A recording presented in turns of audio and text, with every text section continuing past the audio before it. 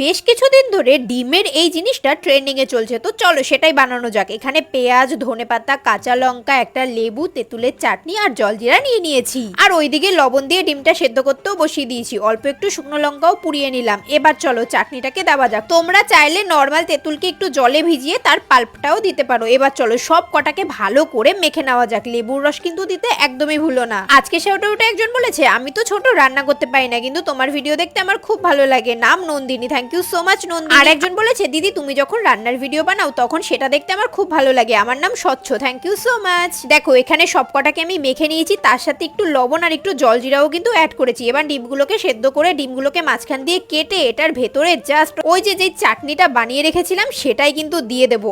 আর এটা খাওয়ার পর আমি তো জাস্ট প্রেমে পড়ে গেছি। সিরিয়াসলি তোমরা অবশ্যই কিন্তু বাড়িতে বানিয়ে খেও। এটা বানানো খুবই ইজি কিন্তু খেতে জাস্ট অসাধারণ। কেমন লাগলো জানিও। চলো টাটা।